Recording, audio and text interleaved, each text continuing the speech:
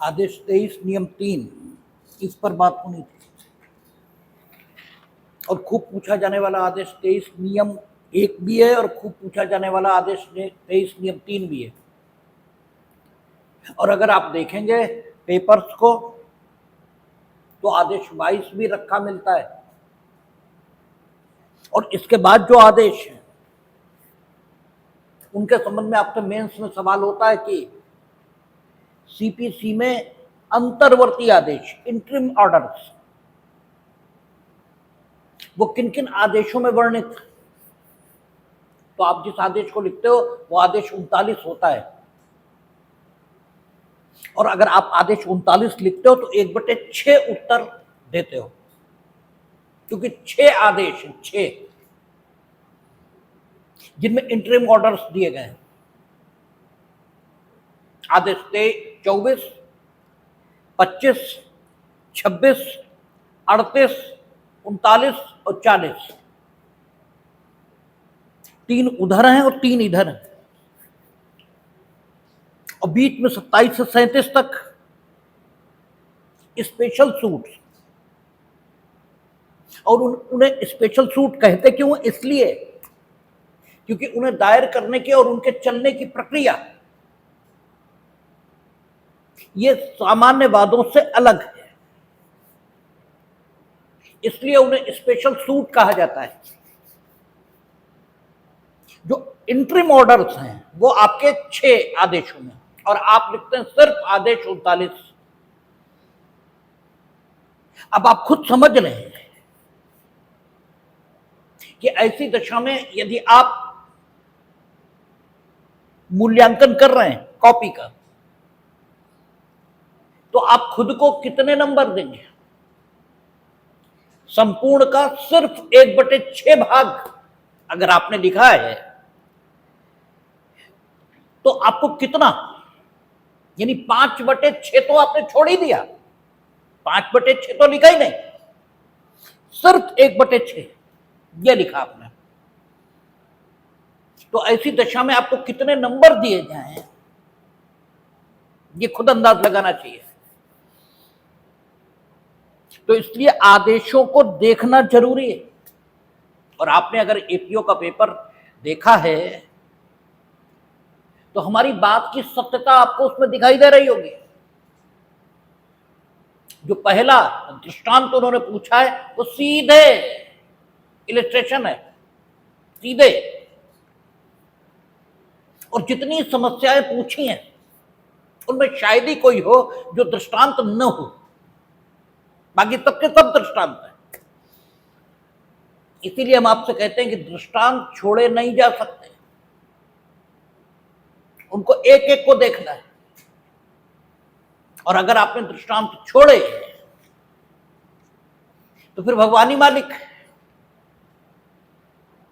तो आदेश 23 नियम 3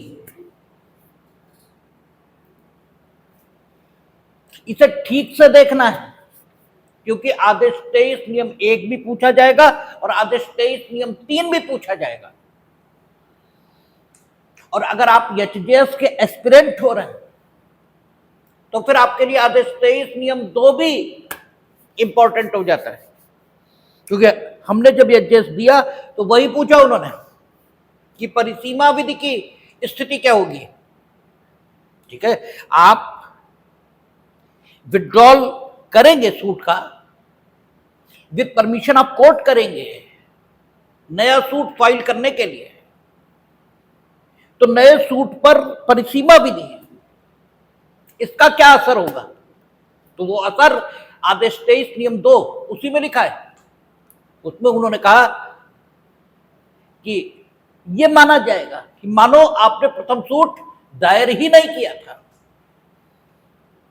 और अगर ये मान लिया गया कि प्रथम सूट आपने दायर ही नहीं किया था तो माना यह जा रहा है कि आज आपने सूट फाइल किया है उसका अफेक्शन पर, तो उस दिनांक पर अगर आपको परिसीमा विधि द्वारा सूट फाइल करने के लिए समय सीमा प्राप्त होगी तो आपका सूट विद इन लिमिटेशन है, अदरवाइज बियॉन्ड द लिमिटेशन है। और जब बियॉन्ड द लिमिटेशन है तो टाइम बार्ड है। और जब लिमिटेशन एक्ट हम लोग पढ़ेंगे तब देखेंगे, वहां सिविल सूट फाइल करने के लिए विलंब को क्षमा करने का कोई हक किसी न्यायालय को नहीं है। वहां विलंब क्षमा नहीं किया जा सकता। स्टैट्यूट में ही जो ग्राउंड दिए गए हैं परिसीमा विधि से छूट के लिए, ठीक है, वो तो स्टैंड करेंगे, लेकिन न्यायालय को कोई अधिकार नहीं है कि वो सूट फाइल करने के लिए या सूट फाइल करने में हुए विलंब को क्षमा कर दे। इसलिए तब उस दशा में आदेश 23 नियम 2 ये भी इंपॉर्टेंट हो जाता है। फिलहाल आदेश 23 नियम 3 की बात करेंगे। कहता है कि वाद में समझौता, नेटवर्क गड़बड़ कर रहा है, अगर जाए तो आप बने रहेंगे, अपने आप ही आ जाएगा, ठीक है। कहता वाद में समझौता, कहता जहां न्यायालय को समाधान प्रदम रूप में यह साबित कर दिया जाता है कि वाद पक्षकारों द्वारा लिखित और हस्ताक्षरित किसी विधिपूर्ण करार या समझौते के द्वारा पूर्णता या भागता समायोजित किया जा चुका है,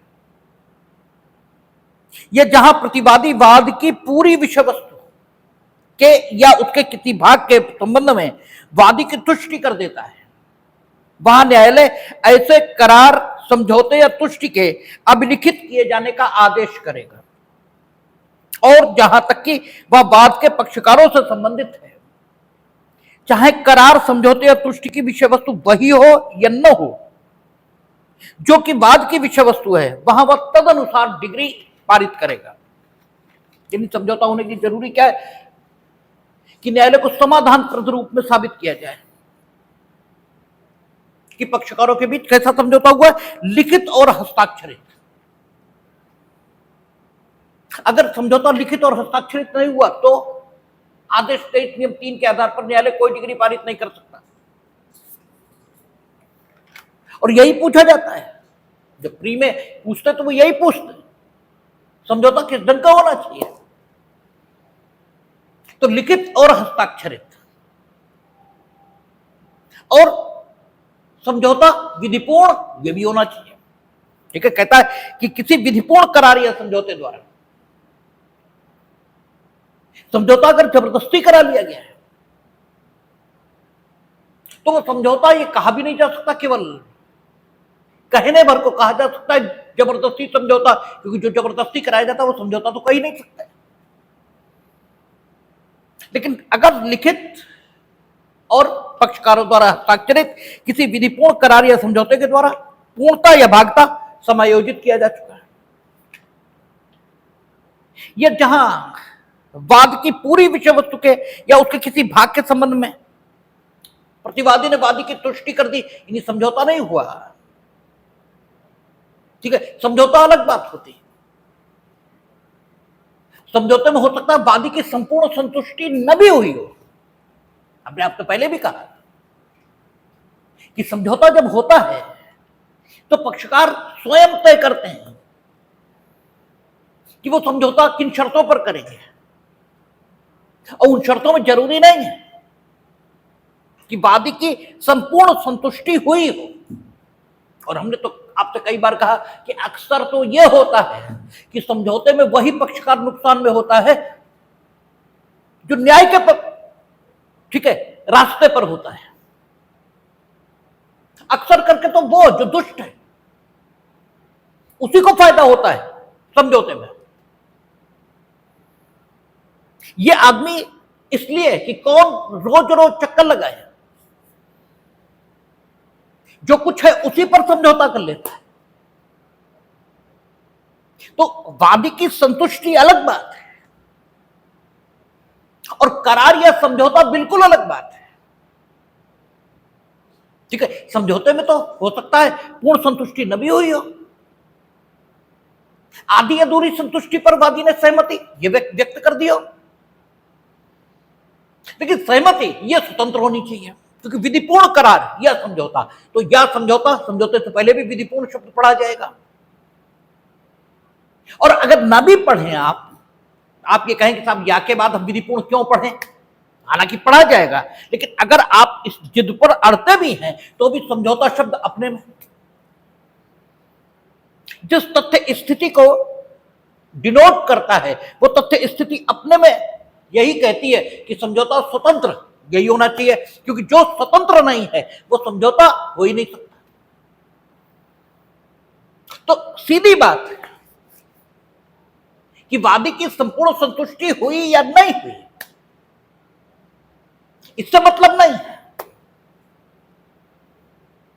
बस समझौता हो गया है इससे लेना देना है।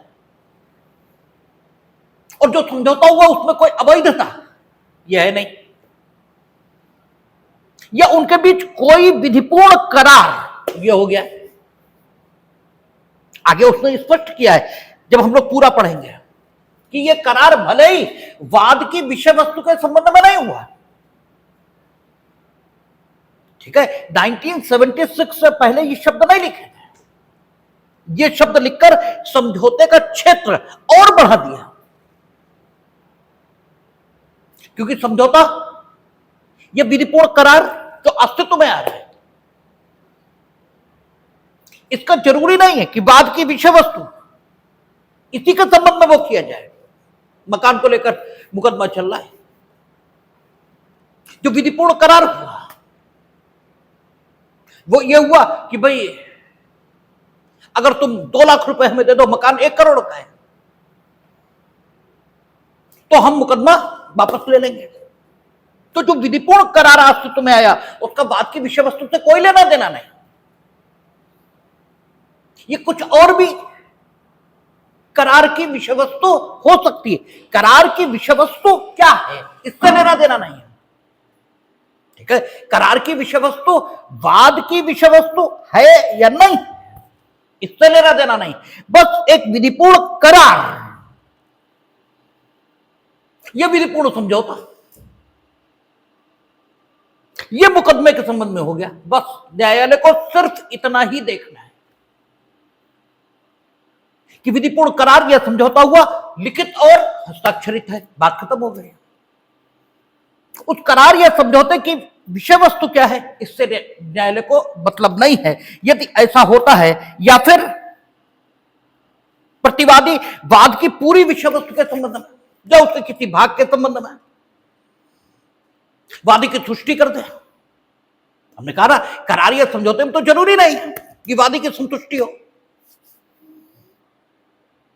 लेकिन प्रतिवादी ने यह भी हो सकता कि जिस बात को लेकर मुकदमा चल रहा है उसके संबंध में संतुष्टि कर दियो तो भी करार या समझौता न हो। जब संतुष्टि हो गई वादी की तो फिर आगे मुकदमा चलाए जाने का कोई मतलब रह भी नहीं गया, और शायद वादी भी स्वयं नहीं चलाएगा। लेकिन इस स्थिति को करार या समझौता ये नहीं कह सकते, ये स्थिति करार और समझौते से अलग है। इसलिए तीनों स्थितियों का वर्णन उसने अलग अलग शब्दों से किया कि चाहे विधिपूर्ण करार हो जाए, समझौता हो जाए, या वादी के दावे, वादी के संपूर्ण दावे के संबंध में प्रतिवादी उसकी तुष्टि कर दे, या वादी के दावे के भाग के संबंध में प्रतिवादी उसकी तुष्टि कर दे और वादी उसे संपूर्ण संतुष्टि के रूप में ग्रहण कर ले। तो कहते हैं लोग कि अगर तुम इतना कर दो तो बाकी सब भूल जाने को हम तैयार हैं, बाकी सब भूल गए, लेकिन इतना आपको करना पड़ेगा। तो दावे के किसी भाग की उसने संतुष्टि कर दी और वादी ने उसे अपने दावे के संपूर्ण रूप से संतुष्ट किए जाने के तौर पर स्वीकार कर लिया, तो भी क्योंकि मसला दो व्यक्तियों के बीच है, दांडिक मामला हो तो मसला दो व्यक्तियों के बीच नहीं है, तब तो आपने राज्य की व्यवस्था को भंग किया, क्योंकि अपराध तो राज्य के खिलाफ है, अपराध से तो लोक शांति ये भंग होती है, ठीक है, लोक सुरक्षा ये खतरे में पड़ती है, और लोक शांति और लोक सुरक्षा इसे बनाना राज्य का काम है। इसलिए अपराध तो राज्य के विरुद्ध है, वहां आप समझौता करने के लिए स्वतंत्र ये नहीं हो, ये यूं कहें वहां आप समझौता करने के लिए स्वतंत्र सिर्फ उन्हीं मामलों में हो जिसमें स्वयं राज्य मामलों की प्रकृति को देखते हुए आपको समझौता करने की अनुमति दे रहा, और राज्य का विधायी अंग यानी विधायिका बीएनएसएस या सीआरपीसी में शमनीय अपराधों के तौर पर उन अपराधों को दर्ज कर रही, आप उनमें समझौता करो, बात समझ में आएगी। शेष दांडिक मामलों में आप समझौता करने के लिए अधिकृत नहीं हो, लेकिन यहां मसला वादी और प्रतिवादी के बीच में है। वादी व्यक्ति के तौर पर, इंडिविजुअल के तौर पर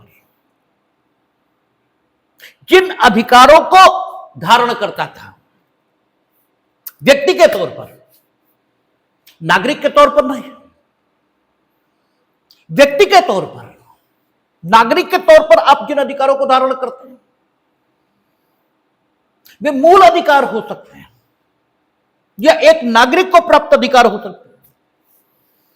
इंडिविजुअल के तौर पर, व्यक्ति के तौर पर आप संपत्ति का अधिकार धारित करते हैं, आप पद संबंधी अधिकार धारित करते हैं, वो इंडिविजुअल को मिलते हैं, व्यक्ति को मिलते हैं। तो आपके जो व्यक्ति के नाते अधिकार हैं उनका वायलेशन प्रतिवादी ने किया, ऐसा आपका कहना है और आप संतुष्ट हैं। दावे की जो विषय वस्तु है उसके संपूर्ण भाग के बारे में आपकी संतुष्टि प्रतिवादी ने की, या उस दावे के भाग के बारे में आपकी संतुष्टि की? आप संतुष्ट तो हैं। तो यदि आपकी संतुष्टि है तो फिर न्यायालय को कोई मतलब नहीं, तो कहता है कि उसका किसी भाग के बारे में वादी की तुष्टि कर दे, वहां न्यायालय ऐसे करार, समझौते या तुष्टि के अभिलिखित किए जाने का आदेश करेगा। ठीक है, वहां न्यायालय ऐसे समझौते, करार या तुष्टि के अभिलिखित किए जाने का आदेश करेगा, और जहां तक कि वह वाद के पक्षकारों से संबंधित है, चाहे करार, समझौते या तुष्टि की विषय वस्तु वही हो या न हो जो कि वाद की विषय वस्तु है, वहां वह तदनुसार डिग्री पारित करेगा। तो उसमें वही बात कह दी, न्यायालय को मतलब नहीं है कि जो समझौता हुआ, जो तुष्टि हुई, ये जो करार हुआ, उसकी विषय वस्तु वही है जो वाद की विषय वस्तु है या नहीं, इससे लेना देना नहीं है। करार की विषय वस्तु क्या है, समझौते की विषय वस्तु क्या है, इससे हमें मतलब ही नहीं। सीधी बात, आप करार कुछ भी करो। मकान की बाबत मुकदमा था, आप करार इसलिए कर रहे हो कि दो लोगों ने बैठ के फैसला करा दिया, कहा कि लड़ाई मत करो, बात खत्म, मकान जिसका है उसी के पास रहेगा, कोई झगड़ा ही खत्म हो गया। करार की विषय वस्तु क्या है इससे मतलब नहीं, समझौते की विषय वस्तु क्या है इससे मतलब नहीं। सीधी बात, बस लिखित है, हस्ताक्षरित है और स्वतंत्रता पूर्वक किया गया, उसमें कोई अवैधता नहीं। तो न्यायालय तदनुसार समझौते को अभिलिखित किए जाने का आदेश करेगा, और एक बार यह आदेश हो गया तो फिर न्यायालय गुणागुण पर नहीं, फिर न्यायालय ये नहीं कि तुम सही और वो गलत, इस सब से कोई मतलब नहीं। एविडेंस लाख रखा हो कि अमुक पक्षकार को जीतना चाहिए, लेकिन उस एविडेंस के मुताबिक फिर आप डिसाइड नहीं करेंगे। ठीक है, भले ही जिसके पक्ष में समझौते के अनुसार हानिकर स्थिति हो, अगर मामला साक्ष्य पर डिसाइड हो तो वही जीतेगा, स्थिति यह है।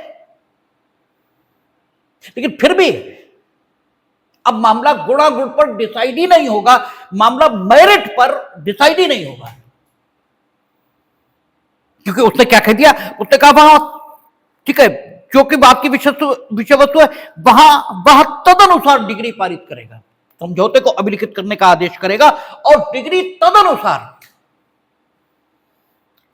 जो समझौते, करार या तुष्टि को अभिलिखित किया गया है उसके मुताबिक डिग्री पारित करेगा। तो गुणदोष पर डिग्री पारित करने की जो स्वतंत्रता थी न्यायालय की वो समाप्त हो गई। इसीलिए एविडेंस एक्ट की धारा 23, ठीक है, पुराने एविडेंस एक्ट की, वहां कहा गया था कि अगर स्वीकृतियां पक्षकारों में, ठीक है, सिविल मामले में स्वीकृतियां यदि गुप्त रखने के वचन पर आई हैं, ठीक है, तो उनका साक्ष्य न्यायालय में नहीं दिया जाएगा, क्योंकि जब समझौते की बात चलेगी तो बहुत सी बातें होंगी। बहुत सी बातों में जब समझौते की बात चलती तो लोग कहते हैं कि देखो ये अदालत नहीं है, यहां बैठ के जो हुआ है वही बोलो। तो जब वहां बोलेंगे तो सच ही बोलेंगे, और जब सच बोलेंगे तो हो सकता अपनी गलती भी स्वीकारो। और जब अपनी गलती स्वीकारोगे तो वो स्वीकृति है, क्योंकि वो जो फैक्ट इन डिस्प्यूट है उनकी ओर एक अनुमान ये इंगित कर रही है। और अगर उसका साक्ष्य दिया जाएगा तो समझौता होगा ही नहीं, क्योंकि पक्षकार डरेंगे कि हमने समझौते की बात की, समझौते में असली बातें निकलेंगी, ये बाद में एविडेंस देंगे उनका, हो सकता समझौते की बात ही तो चल रही, हो सकता समझौता हो ही ना। और जब नहीं होगा तो हमारे खिलाफ एविडेंस अननेसेसरी आ जाएगा। तो आदेश 23 नियम 3 प्रभावी रूप से लागू हो सके, इसके लिए एविडेंस एक्ट में धारा 23 बनाई उन्होंने, और ये कहा कि सिविल मामलों में अगर गुप्त रखने के वचन पर स्वीकृतियां की जाएंगी तो उनका साक्ष्य न्यायालय में नहीं दिया जाएगा। नहीं दिया जाएगा मीनिंग भाई आप दो, क्योंकि आपको जिस काम के लिए मना कर दिया जाएगा वो आप नहीं करोगे, ऐसा तो है नहीं। बहुत से कामों को आपको मना किया जाता है, आप फिर भी करते हैं। तो उन्होंने कहा कि उसका साक्ष्य न्यायालय में नहीं दिया जाएगा, आप दोगे तो देते रहो। लेकिन जब विधायिका ने लिख दिया कि नहीं दिया जाएगा तो न्यायालय कानून के मुताबिक चलेगा। नहीं दिया जाएगा मीनिंग भाई आप देते रहो, न्यायालय लेगा ही नहीं। आप न्यायालय की फाइल में रखा हो तो इससे भी न्यायालय ने लिया ये नहीं कहा जा सकता, क्योंकि न्यायालय ने साक्ष्य लिया ये उसी दस्तावेज के संबंध में माना जाएगा जो न्यायालय की अनुमति से या न्यायालय द्वारा अपेक्षित किए जाने पर ही अभिलेख में शामिल किया गया है। क्योंकि साक्ष्य की डेफिनेशन भारतीय साक्ष्य अधिनियम में यही दी गई कि ऐसा लिखित या मौखिक कथन जो न्यायालय द्वारा अनुमति दिए जाने के आधार पर या न्यायालय द्वारा अपेक्षित किए जाने के आधार पर न्यायालय के समक्ष जांचाधीन विषय के संबंध में साक्षी के द्वारा लिखित अथवा मौखिक रूप से किया गया है। यदि उसने मौखिक रूप से वो कथन किया है तो इसे मौखिक साक्ष्य कहते हैं, और अगर उसने लिखित रूप में ये कथन किया तो उसे दस्तावेजी साक्ष्य ये कहते हैं। तो अगर आप न्यायालय की पत्रावली में इस प्रकार की स्वीकृति से संबंधित कोई साक्ष्य रख भी आओ तो भी वो न तो न्यायालय द्वारा अनुमति दी गई उसके संबंध में और न न्यायालय द्वारा अपेक्षित किया गया, इसलिए वो साक्ष्य की स्थिति में कभी नहीं आ सकती। तो आदेश 23 नियम 3 इसको पूर्ण प्रभाव देने के लिए ये बात धारा 23 एविडेंस एक्ट में लिखी गई है। आगे कहता परंतु जहां एक पक्षकार द्वारा यह अभिकथन किया जाता है और दूसरे पक्षकार द्वारा यह इनकार किया जाता है कि कोई समायोजन या तुष्टि हुई थी, वहां न्यायालय इस प्रश्न का विनिश्चय करेगा, किंतु इस प्रश्न के विनिश्चय के प्रयोजन के लिए किसी स्थगन की मंजूरी तब तक नहीं दी जाएगी जब तक न्यायालय ऐसे कारणों से जो लेखबद्ध किए जाए ऐसा स्थगन मंजूर करना ठीक न समझे। समझौता हुआ ऐसा एक पक्षकार कहता है और दूसरा कहता कोई समझौता ही नहीं हुआ, क्योंकि इन्होंने जबरदस्ती हमसे हां करवा ली कुछ बातों पे, इन्होंने मिथ्या विद्वेषण या कपट करके हमसे किन्हीं बातों पर हां करवा ली, तो उसे समझौता नहीं कह सकते, उसे करार नहीं कह सकते, उसे तुष्टि नहीं कह सकते। तो परंतु के माध्यम से यह बात लिखी गई है कि अगर एक पक्षकार इस प्रकार का कथन करता है और दूसरा कहता है कि कोई समझौता नहीं हुआ, तो न्यायालय इस प्रश्न के, ठीक है, इस प्रश्न के, अगर इस प्रश्न का विनिश्चय करेगा, किंतु इस प्रकार के विनिश्चय के प्रयोजन के लिए स्थगन की मंजूरी तब तक नहीं दी जाएगी जब तक कि न्यायालय ऐसे कारणों से जो लेखबद्ध किए जाए, ऐसा स्थगन मंजूर करना ठीक ना समझे। मीनिंग भाई, अगर वादी कहता है कि अमुक व्यक्ति है जिसके समक्ष इन्होंने झूठ बोला, कपट किया, या हमें एविडेंस देना है बिना साक्ष्य दिए, ठीक है, यह साबित नहीं किया जा सकता कि वास्तव में कोई समझौता, सृष्टि या करार नहीं हुआ था, बिना एविडेंस के बात साबित नहीं हो सकती। या तो यह स्थितियों की दिखाई देता हो कि कोई समझौता, तुष्टि या करार वैसा नहीं हुआ जिसके आधार पर वाद समाप्त मान लिया जाए, और वाद, करार या समझौता जिसके आधार पर वाद समाप्त मान लिया जाए वो दो प्रकार का होना चाहिए। एक तो वैध होना चाहिए और दूसरा लिखित और हस्ताक्षरित होना चाहिए। भाई लिखित और हस्ताक्षरित होना चाहिए और वैध होना चाहिए, दो बातें उसमें होनी ही चाहिए। एक पक्षकार कहता है कि करार, समझौता या तुष्टि हुई थी, दूसरा कहता नहीं हुई। मीनिंग देयर भाई, दूसरा या तो यह कहेगा कि जो करार हुआ था, जो समझौता हुआ था, जो तुष्टि हुई थी, उसे लिखित नहीं रखा गया है, जो लिखित है यह अलग है, और जो समझौता, तुष्टि या करार हुआ था वो अलग है। समझौता, करार या तुष्टि तो यह हुई थी कि हमें 10 लाख रुपए देंगे, इसमें लिखा है 10,000 रुपए देंगे। तो जो हुआ था वो लिखित नहीं है, तब भी वो यही कह रहा है कि समझौता, करार या तुष्टि नहीं हुई। वैसी नहीं हुई जैसी आदेश 23 नियम 3 में वर्णित है, क्योंकि आदेश 23 नियम 3 न सिर्फ वैध करार या समझौते की बात कर रहा है, बल्कि लिखित और हस्ताक्षरित होने की भी चर्चा यहां है। और वो कहता है जो करार, समझौता या तुष्टि हुई वो तो लिखी नहीं है, लिखा तो कुछ और है, हुआ कुछ और था। जैसी दशा यह सारे धारा 26 में आती है। कहता है संविदाओं का परिशोधन ये भी मांगा जा सकता है। अगर एक पक्षकार ने यह साबित कर दिया कि उनके बीच जो संविदा हुई थी,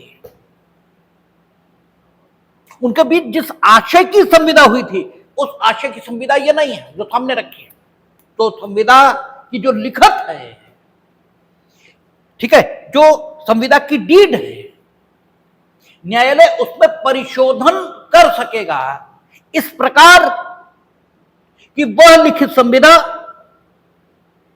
पक्षकारों के उस आशय के अनुरूप हो जाए जिस आशय की संविदा उन्होंने वाकई करनी चाहिए थी। यानी अगर साक्ष्य से यह साबित किया जाए कि संविदा तो कुछ और हुई थी, लिखी कुछ और है, तो न्यायालय का यह अधिकार है। कहां? धारा 26 स्पेसिफिक रिलीफ एक्ट। उसे विनिर्दिष्ट अनुतोष अधिनियम कहते ही इसलिए क्योंकि वहां जो अनुतोष दिया गया है वो कानून के मुताबिक, यानी कानून के मुताबिक, यानी वो कानून जो संविधाओं से संबंधित है उसके मुताबिक प्राप्त ही नहीं किया जा सकता, क्योंकि संविदा अधिनियम तो यह कहेगा कि अगर संविदा अपालित रह गई तो क्षतिपूर्ति यह मिलनी चाहिए। संविदा कपट, मिथ्या विद्वेषण आदि आदि का परिणाम है तो शून्य करनी है। यहां पक्षकार कहता कि संविदा जो हुई वो न कपट का परिणाम है, ना दुर्विद्वेषण का परिणाम है, किसी बात का नहीं, सब कुछ ठीक है, हमने जानबूझकर की है। लेकिन जो तय हुआ था वो लिखा नहीं। जो कुछ तय हुआ था मेरी स्वतंत्र सम्मति से तय हुआ था, जो कुछ तय हुआ था मेरी स्वतंत्र सम्मति से, इनकी भी स्वतंत्र सम्मति, बोथ पार्टीज वर एग्री, ठीक है, दोनों सहमत थे, लेकिन सहमति के जो निबंधन थे वो तो अलग, सहमति के निबंधन अलग, लेकिन उन सहमत हुए निबंधनों को इन्होंने अपने पहचान वालों से अभिलिखित नहीं करवाया, तो संविदा इसे शून्य करने का कोई सवाल तो उठता ही नहीं। भाई संविदा तो पूरी तरह ठीक हुई है, या तो भूल के कारण जिसने अभिलिखित की उसने भूल कर दी, गलती हो गई उससे, और या फिर इनकी चालबाजी के कारण वो संविदा अभिलिखित नहीं हुई जो हुई थी, तो ये तो स्थिति डिफरेंट है। तो संविदा जो मेरे लिए इस समय फायदेमंद है, हम उसे शून्य क्यों करें?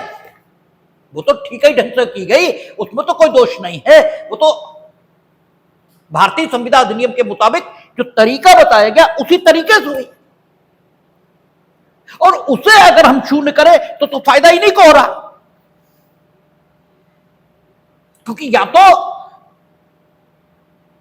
हम वो संविदा अनुपालित करवाएं जो इन्होंने लिख दी, जो हुई नहीं कभी, जो कभी हुई नहीं, या तो हम उस पर राजी हो जाएं, और नहीं तो कुछ नहीं, हम अपने खड़ताल बजाएं। तो दोनों स्थितियों में या तो ये फायदे में है या बराबरी पर छूट रहे, हम तो नुकसान में ही हैं। एक संविदा जिसका लाभ लेने का हमें पूरा हक है और जो पूरी तरह वैध स्वरूप में हुई, पूरी तरह वैध स्वरूप में हुई, इन्होंने उसे लिखने नहीं दिया या भूल से वो लिख नहीं पाई, तो उसे शून्य क्यों करें? लेकिन इसके लिए भारतीय संविदा अधिनियम में कोई सेक्शन नहीं है कि संविदा को ठीक किया जा सके, क्योंकि वहां संविदा वो तो कहेंगे या तो शून्य कर दो या क्षतिपूर्ति लो, और कोई बात तरीका ही नहीं।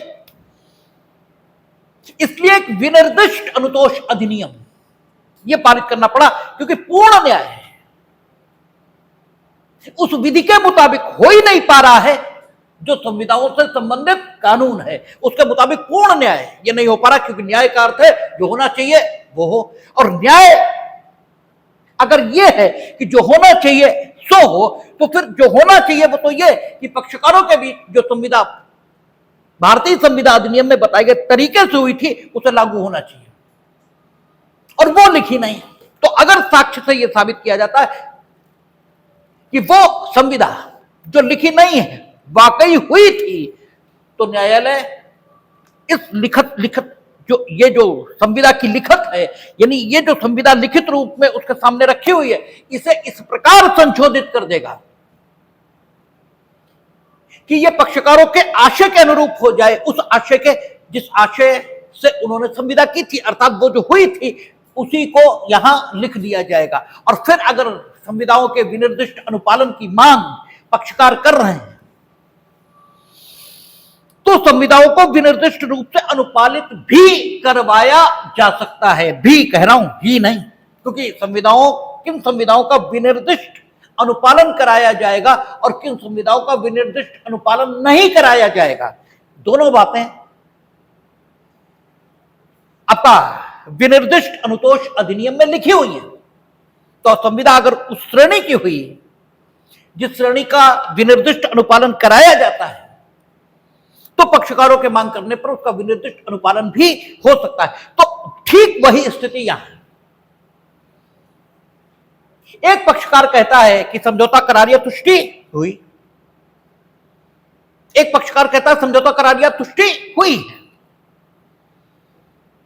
और दूसरा पक्षकार कहता है कि समझौता करार या तुष्टि नहीं हुई।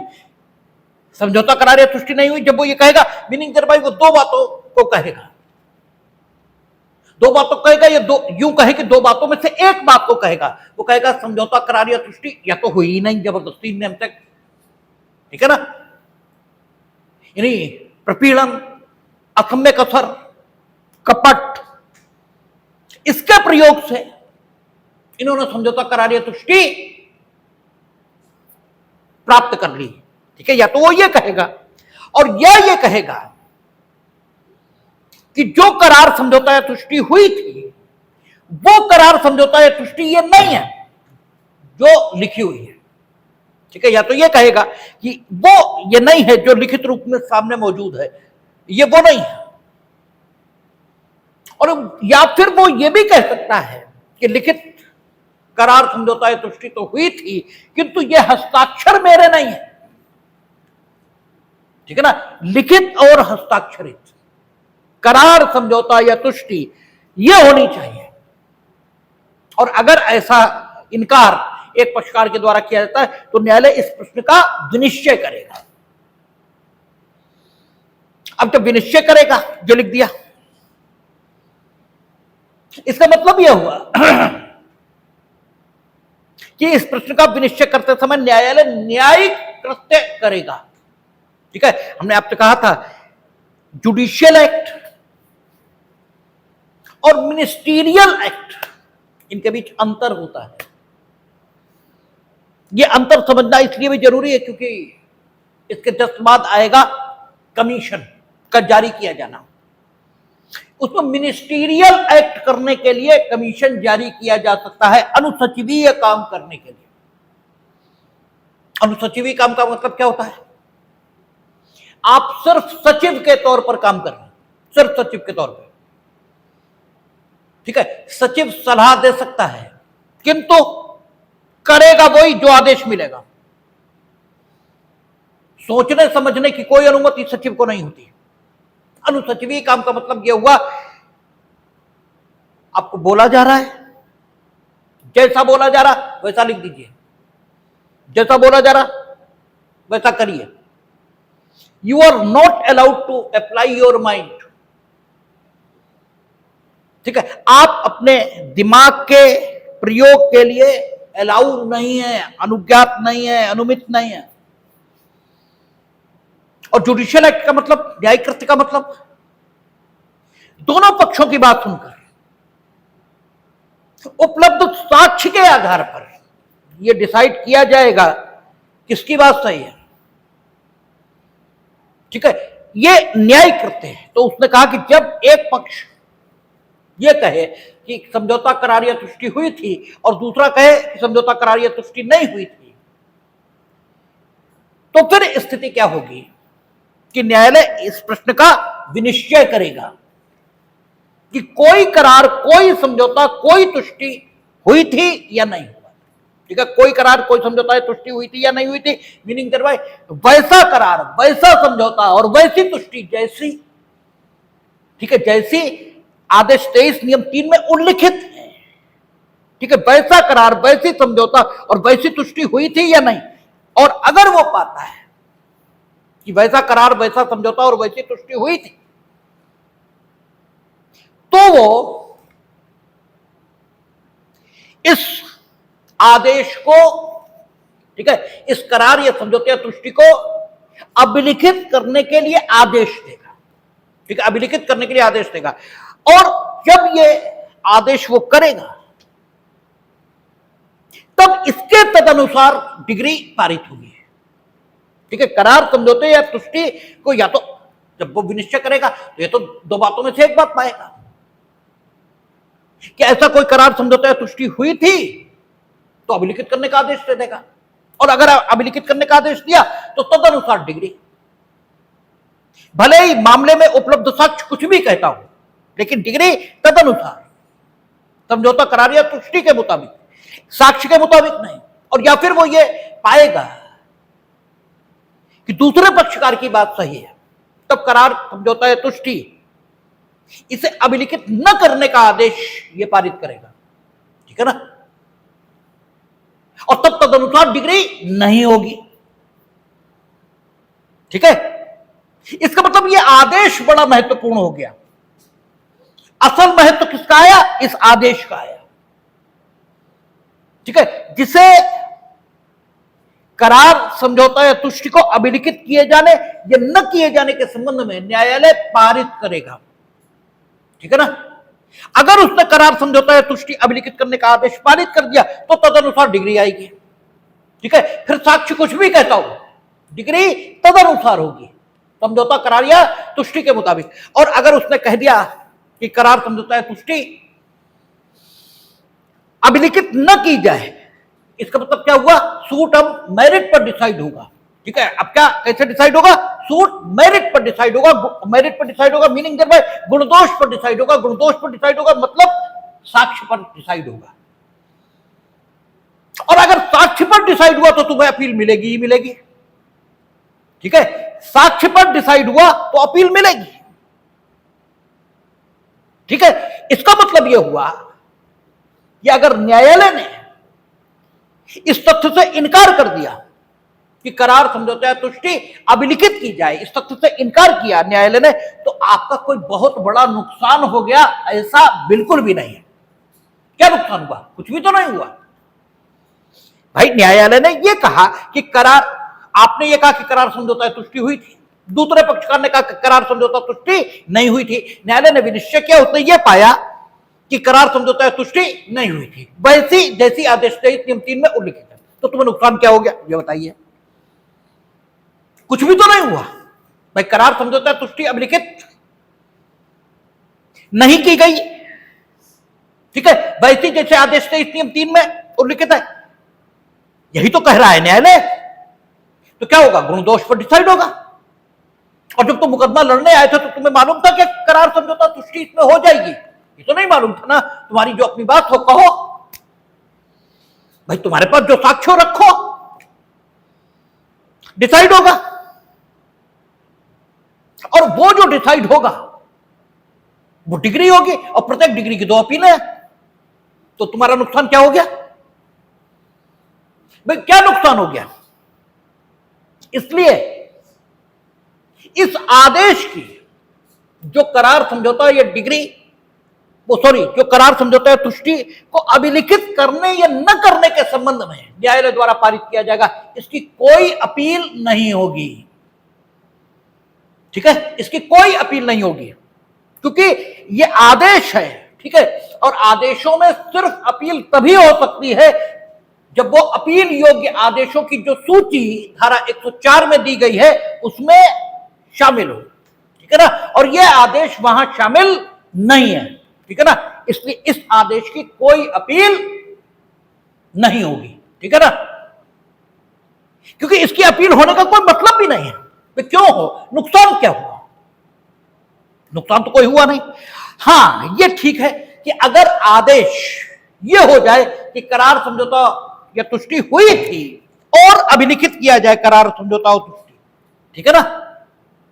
अगर यह आदेश हो जाए कि करार, समझौता या तुष्टि हुई थी और वो करार, समझौता या तुष्टि अभिलिखित की जाए, उस पक्षकार के आपत्ति के बावजूद यह विनिश्चित हो जाए तो नुकसान हो जाने का अंदेश है।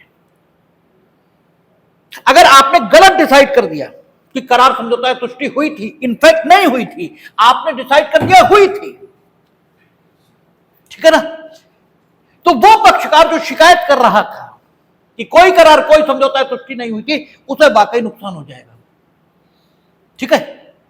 क्योंकि डिग्री फिर कैसे पारित होगी? करार, समझौते या तुष्टि के मुताबिक, फिर एविडेंस पर पारित नहीं होगी, क्योंकि वो कह रहा है डिग्री तदनुसार पारित की जाएगी, ठीक है ना। तो इसका मतलब यह निकला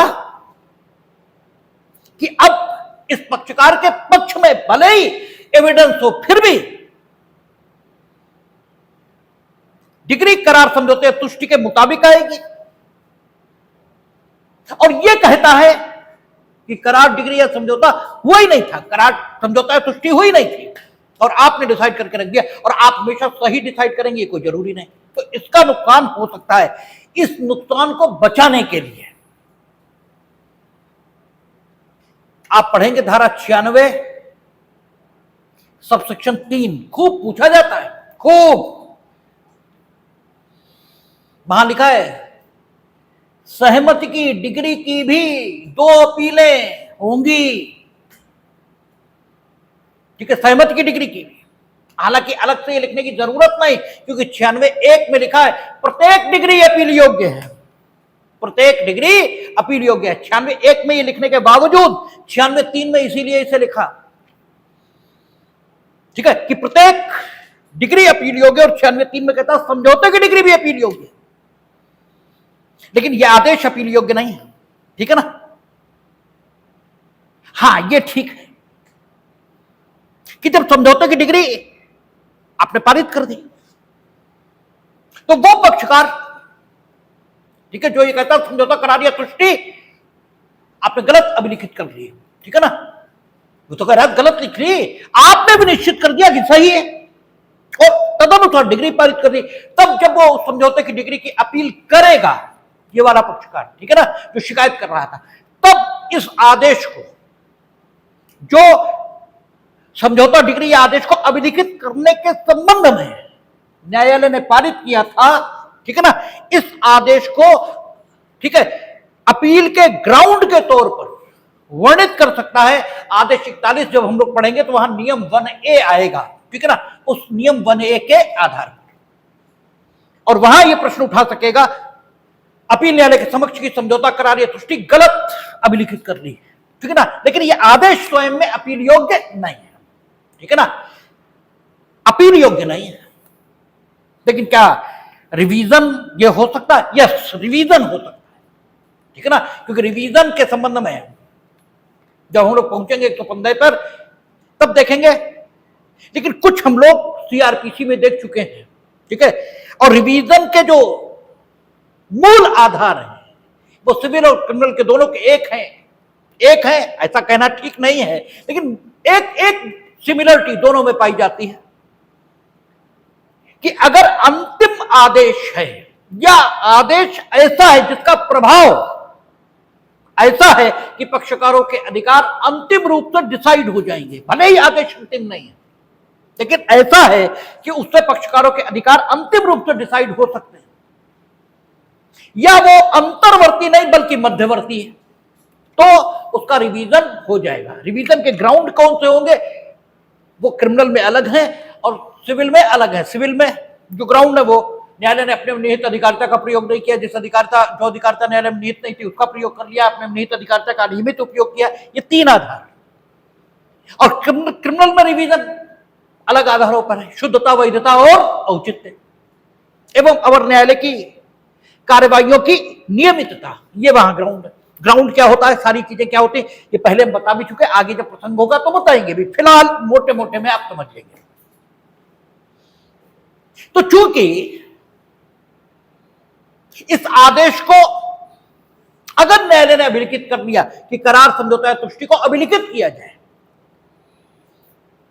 तो इस आदेश का जो प्रभाव होगा, यद्यपि आदेश अंतिम नहीं है, इस आदेश के अनुसरण में अभी डिग्री आएगी, तो यह आदेश अंतिम नहीं है, पक्षकारों के अधिकारों का अंतिम निर्धारण डिग्री से होगा, ठीक है ना। यह आदेश अंतिम नहीं है, लेकिन फिर भी इसका प्रभाव यही है कि पक्षकारों के अधिकारों का अंतिम अवधारण हो गया, क्योंकि अब डिग्री समझौता डिग्री या वो समझौता आदेश तुष्टि के अनुसार पारित होगी, तदनुसार पारित होगी, इसलिए इसका प्रभाव यही आया, इसलिए रिवीजन इसका हो जाएगा, ठीक है ना। लेकिन अपील नहीं होगी। अपील और रिवीजन में फर्क क्या होता है ये तभी बताएंगे जब अपील और रिवीजन बताना शुरू करेंगे, लेकिन फिलहाल आप ये समझ लेंगे अपील बहुत अच्छी चीज है और रिवीजन उसके मुकाबले बहुत कमजोर चीज है।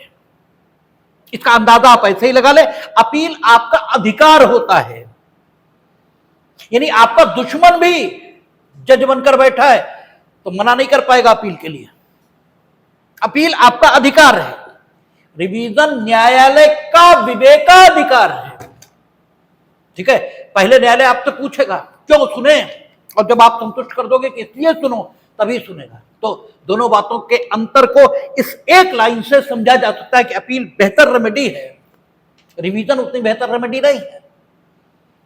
तो अपील तो इस आदेश की नहीं होगी।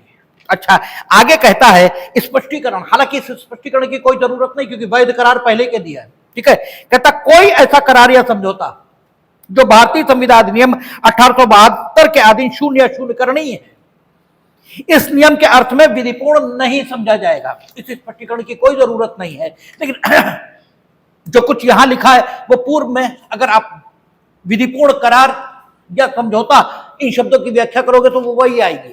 ठीक है, लेकिन स्पष्टीकरण का मतलब यही है कि जो ऊपर लिखा है उसको स्पष्ट किया जाना। तो स्पष्टीकरण में वही होना चाहिए हमेशा जो धारा में अंतर्निहित है, उसी को अभिव्यक्त रूप से स्पष्टीकरण में लिखा जाना चाहिए। तो लिखा हुआ है। ठीक है, तो आपका ये लिखा गया है। आगे कहता है 3 का, कहता है कोई डिग्री अपास करने के लिए कोई बात इस आधार पर नहीं लाया जाएगा कि वह समझौता जिस पर डिग्री आधारित है विधिपूर्ण नहीं था। यानी सेपरेट सूट नहीं आएगा इस आधार पर कि वो समझौता जिस पर डिग्री आधारित है ये विधिपूर्ण नहीं था, क्योंकि आपको अपॉर्चुनिटी मिल चुकी, आपको अपॉर्चुनिटी मिल चुकी ये कहने की कि समझौता विधिपूर्ण नहीं है। ठीक है, वो अपॉर्चुनिटी आपने अवेल क्यों नहीं की? आपको अवेल करनी चाहिए थी ना भाई। आपको नियम 3 में ये कहा जा चुका कि अगर कोई पक्षकार ये कहता है कि समझौता तुष्टिया डिग्री, वो समझौता तुष्टिया करार विधिपूर्ण नहीं है, तो न्यायालय इस प्रश्न का विनिश्चय करेगा और अभिलिखित किए जाने वाले कारणों को छोड़कर स्थगन नहीं देगा। लेकिन अगर अभिलिखित किए जाने वाले कारण है, यानी तुम्हें एविडेंस वगैरह देना तो स्थगन देता, तब तुमने मांगा क्यों नहीं? करते। ठीक है, और अगर वो ये डिसाइड भी कर दिया उसने कि समझौता विधिपूर्ण वास्तव में नहीं था, विधिपूर्ण, तो तुम्हें अपील मिलती। ये तुम वहां तो मुंह सिले बैठे रहे, वहां तो तुमने कुछ कहा नहीं।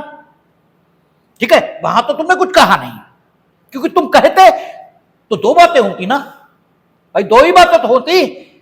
या तो न्यायालय ये डिसाइड करता कि समझौता करार ये तुष्टि विधिपूर्ण है, या ये डिसाइड करता कि विधिपूर्ण नहीं है।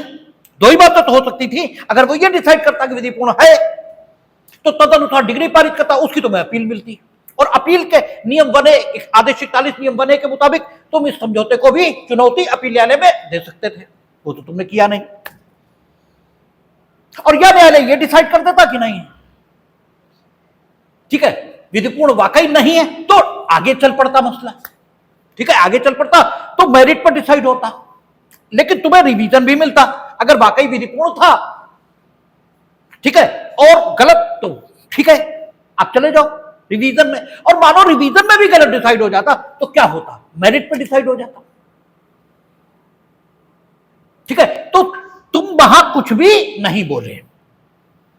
अब जब डिग्री पारित हो गई करार समझौते तुष्टि के आधार पर, अब तुम बता रहे हो कि वो विधिपूर्ण नहीं है।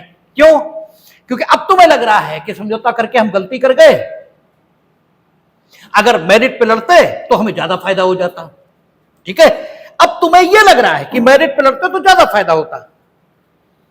यह कोई अन्य कारण है जिससे तुम असंतुष्ट हो गए हो इस डिसीजन से। अब तुम सेपरेट सूट लाकर इसकी डिग्री को कैंसिल कराना चाहो, क्योंकि डिग्री भी अंततः एक लिखत है। डिग्री भी लिखत है। जब हम ये सारे बताएंगे तो लिखत और लिखित इसका फर्क आपको पहले भी कई बार बताया है, फिर बताएंगे। ठीक है ना, डिग्री भी लिखत है। लिखत की अंग्रेजी क्या होती है? डीड। और लिखित की अंग्रेजी क्या होती है? In written. और चूंकि लिखत भी डीड, वो सॉरी, डिग्री भी लिखत है, और लिखतों का रद्दकरण सेक्शन 31 ये सारे में हो सकता है। ठीक है ना, सूट लाकर।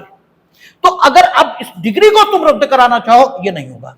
इसके लिए 3 का आ गया। ठीक है ना, क्योंकि तुम्हें जो कहना था वही कहते, वहां क्यों नहीं कहा? ठीक है, वहां नहीं कहा तो now you can not raise such a play. ठीक है ना, ये स्थिति। अच्छा, आपको ये हम पहले ही बता चुके हैं कि जो वो होता है समझौते की डिग्री, ये रेस जुडिकेटा की तरह लागू नहीं होती। ठीक है, रेस जुडिकेटा की तरह लागू नहीं होती, लेकिन एस्टापेल यानी विबंध के तौर पर लागू होती है। ठीक है, विबंध के तौर पर लागू होती। तो विबंध क्या है? विबंध ये है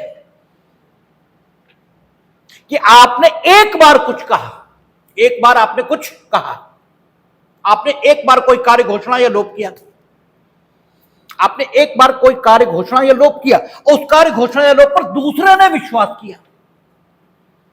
ठीक, और अब आप अपने कार्य घोषणा या लोप से बदलना चाहते हैं, और अगर आपको अपने कार्य घोषणा या लोप से बदलने की अनुमति दी जाए, तो वो जो दूसरा जिसने आपके कार्य घोषणा या लोप पर विश्वास करके अपनी स्थिति में परिवर्तन कर लिया था, ठीक है,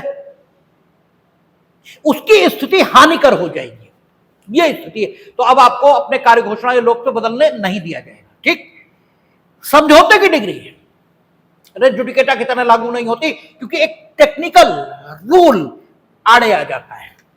और वो टेक्निकल रूल क्या है कि रेस जुडिकेटा पर के तौर पर सिर्फ वही लागू हो सकता है जो न्यायालय का न्याय निर्णयन है। ठीक है, और आपसे हमने पहले कहा था कि समझौता, करार या तुष्टि ये पक्षकारों का निर्णय है, न्यायालय का न्याय निर्णयन नहीं है। इसलिए इसको हम रेस जुडिकेटा की तरह लागू नहीं कर पाएंगे। अब जब रेस जुडिकेटा की तरह लागू नहीं कर पाएंगे तो नया सूट आ जाएगा। ठीक है, और 3 का कहता नया सूट नहीं आएगा। ठीक है, तो हालांकि विधायिका सब करने में समर्थ है, वो रेस जुडिकेटा को रखते हुए 3 का को रख सकती है। ठीक है ना, लेकिन इसके बाद भी एक हौच पोच की स्थिति दिखाई देती है। ठीक है ना, इसीलिए यह कहा कि एस्टापेल लागू होगा, और वाकई लागू हो सकता। एस्टापेल क्या कहता कि कार्य घोषणा या लोप जो तुमने किया, जिसके आधार पर दूसरे ने अपनी स्थिति में परिवर्तन किया, अब तुम अपने कार्य घोषणा या लोप को बदलना चाहते हो, और जिसने अपनी स्थिति में परिवर्तन किया उसकी स्थिति हानिकर होगी, तो तुम्हें नहीं बदलने देंगे। ठीक, अब अगर तुम सेकंड सूट लाना चाहोगे, अगर तुम सेकंड सूट लाना चाहोगे, इसका मतलब तुमने वहां जहां समझौता किया था, वहां जो समझौता रूपी कार्य घोषणा या लोप किया था, उससे अब बदल जाना चाहते हो। ठीक है ना, और उससे बदलोगे अगर, तो दूसरे की स्थिति हानिकर हो ही जाएगी। इसलिए अब तुमको बदलने नहीं दिया जाएगा। तो एस्टापेल और 3 का मिलकर ये प्रभाव उत्पन्न कर देते हैं कि समझौते के आधार पर अगर डिग्री पारित हुई तो सेकंड सूट इस डिग्री को कैंसिल कराने के लिए नहीं आएगा। ठीक, लेकिन अभी लेटेस्ट डिसीजन कोर्ट क्या है, उसमें उन्होंने कहा है प्रपीड़न, असम्यक असर और फ्रॉड, ये 3 ग्राउंड है, 3 ग्राउंड है, इन पर आ जाएगा, और वाकई आना भी चाहिए। क्योंकि असम्यक असर ये तो व्यक्ति को भुलावे में डालता है। ठीक है ना, वो अगर असम्यक असर से व्यक्ति ग्रसित है तो वाकई वो नियम 3 की स्थिति पर ये कह ही नहीं पाएगा कि समझौता, करार या तुष्टि विधिपूर्ण नहीं है, क्योंकि वो तो असम्यक असर में है। ठीक है, क्योंकि जैसे जिस व्यक्ति को व्यक्तिगत तौर पर जानते हो, जिसे व्यक्तिगत तौर पर आप जानते हो, उसके बारे में आप गारंटी कर सकते हो कि ये कर सकता है, नहीं कर सकता। ठीक है, जो आजकल बड़ा चलता है कि वो चढ़ावा, चोरी और फलान, हम चंपत जी को व्यक्तिगत तौर पर जानते हैं, इतने बड़े पद से कर ही नहीं सकते। गलत, झूठ, कतई दुनिया कहे और हम नहीं मानेंगे कि ऐसा हुआ। हाँ, सरल आदमी है और सरल आदमी के चक्कर में फंस गए। विश्वास किया होगा कि ये चोरी नहीं करेंगे, उन्होंने कर ली, और नो डाउट उन्हीं के लोग हैं। ठीक है, अब आप गड़बड़ कर लो तो हम क्या कर लें। ठीक है, तो ऐसा होता है जब असम्यक असर में व्यक्ति होगा, जब असम्यक असर में होगा तो डेफिनेटली वो उस समय ये शिकायत नहीं करेगा कि करार, समझौता या तुष्टि विधिपूर्ण नहीं है, नहीं कहेगा उस समय। बाद में उसे पता लगेगा तो नासी हो गया मेरा। ठीक है, और इस आधार पर अगर नया सूट न लाने दिया जाए, नया सूट यानी डिग्री को कैंसिल कराने के लिए सेक्शन 31 या सारे में मुकदमा न लाने दिया जाए तो गड़बड़ हो जाएगी। तो कोर्ट ने असम्यक असर, प्रपीड़न में भी ये होगा, अरे भाई तुमने भारतीय दंड संहिता द्वारा निषिद्ध काम ये करने की धमकी देकर या उसकी संपत्ति को बंधक बनाकर उससे करार समझौता तुष्टि करा ली। यही तो प्रपीड़न की परिभाषा है भारतीय संविधान अधिनियम में।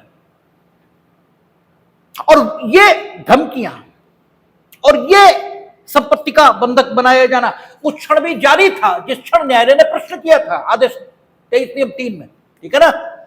उस क्षण भी जारी था, तो हम तो कहेंगे ही कि करार समझौता या तुष्टि विधिपूर्ण, हम शिकायत ही नहीं करेंगे।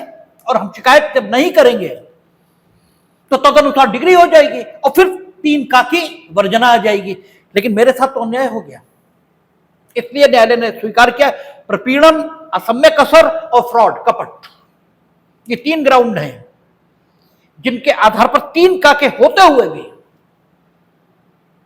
ठीक है, समझौते, तुष्टि या करार विधिपूर्ण, इसके आधार पर पारित डिग्रियों को चुनौती दी जा सकेगी। ठीक है, ये फिर भी है। अच्छा, फिर 3 खा, प्रतिनिधिवाद में कोई करार या समझौता न्यायालय की इजाजत के बिना प्रविष्ट नहीं किया जाएगा, क्योंकि प्रतिनिधिवाद का असर सिर्फ आपके हित पर नहीं पड़ेगा, प्रतिनिधिवाद का असर उनके हितों पर भी पड़ेगा जिनके हित का रिप्रेजेंटेशन आप कर रहे हो, और आगे, ठीक है, वो हित जिनमें जाएगा उन पर भी असर पड़ेगा। इसलिए प्रतिनिधिवाद में समझौता आसानी से नहीं होगा। किन स्थितियों में होगा, कैसे होगा, सुबह बात कर लेंगे। और सुबह हम लोग इंटरिम ऑर्डर्स की भी बात करेंगे, और 6 आदेश हैं इंटरिम ऑर्डर्स के, 23, 24, 25, सॉरी 23 करें, 24, 25, 26, 38, 39, 40। और हम कोशिश करेंगे कि हफ्ते भर में हम ये 6 आदेश कंप्लीट कर लें, क्योंकि ये कंप्लीट अगर हुए तो लगभग वो पार्ट कंप्लीट हो जाता है आदेशों में, लगभग, जहां से कंपटीशंस में पूछा जाता है। हालांकि 27 से लेकर 37 तक जो स्पेशल सूट है उनमें 27, आदेश 35, आदेश 32, आदेश 33 ये मोस्ट इंपॉर्टेंट है, ये भी पूछे जाते हैं। और बाकी धाराओं का पार्ट तो उधर ही है, देखेंगे, बात करेंगे।